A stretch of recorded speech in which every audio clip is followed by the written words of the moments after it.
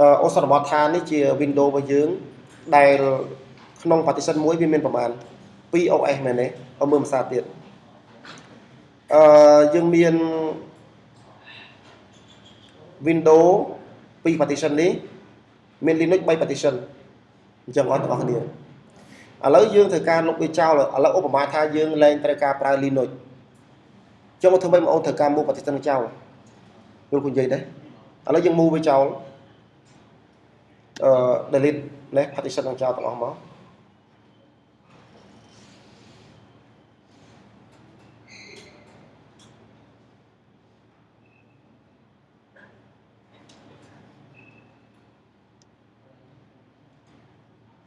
នេះឥឡូវឬក៏យើងអូនចង់បង្កើត partition ថ្មីដើម្បីប្រើប្រាស់ក្នុង Windows របស់យើងក៏អត់បញ្ហាដែរអូនអាច format វាអញ្ចឹងទៅយ៉ាងអត់ប៉ុន្តែអ្វីដែលកើតឡើងពេលអូន reboot ម៉ាស៊ីនវានឹងមានបញ្ហាដោយសារអីបាទនៅក្នុង MBR មាន GRAP បើកណ្ដាល MBR មាន GRAP វាទាមទារ folder boot តែឥឡូវ boot partition នៅកន្លែងណាបាត់ត្រូវ boot ឡើងមកវា error Windows នេះអូនប្រើបានធម្មតាតែកុំឲ្យ reboot ឥឡូវគ្រូ reboot Windows វាត្រូវ error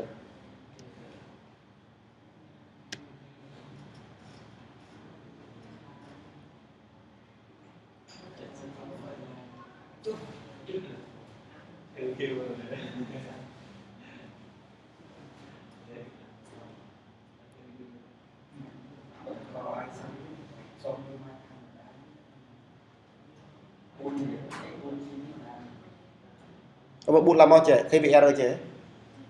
ចុះបើថា error អញ្ចឹងមានន័យថាម៉េច Windows អត់ error ទេប៉ុន្តែដោយសារនៅក្នុង MBR មាន GRAP ហើយយើងបានលុប partition boot ចោលធ្វើឲ្យវាមិនអាច boot កើតអញ្ចឹងធ្វើយ៉ាងណាដើម្បីសង្គ្រោះ Windows ឡើងវិញឲ្យ Windows boot ធម្មតាហើយតារាយរបស់យើងដែលយើង format ចោលនោះយើងអាចប្រើប្រាស់វាបានធម្មតាអញ្ចឹងចំពោះមុខយើងត្រូវអូនត្រូវដូរ disk អូនដូរ disk CD អូនប្រើ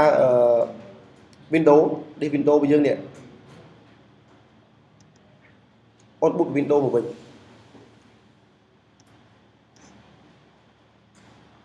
មក Windows 7ដាក់7អីដាក់អីហ្នឹងហើយហ្នឹងនេះ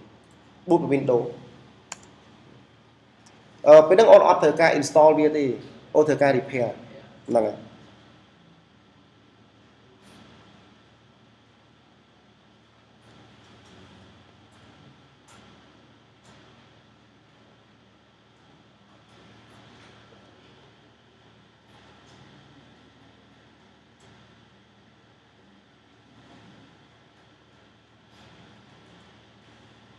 តោះអញ្ចឹងយើងអូនចូលមក repair យើងរកយកtroubleshoot ណាចូលមក advanced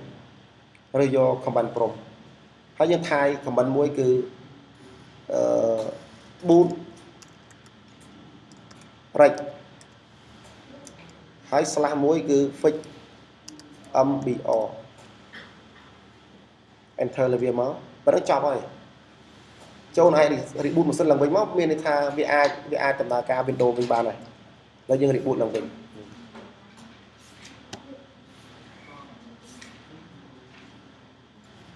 ណែអូនមើលចាប់ដើម system វា boot ឃើញទេចុះវាថា Windows យើងដំណើរការធម្មតាវិញចឹងការងារយើងមានប៉ុណ្ណឹង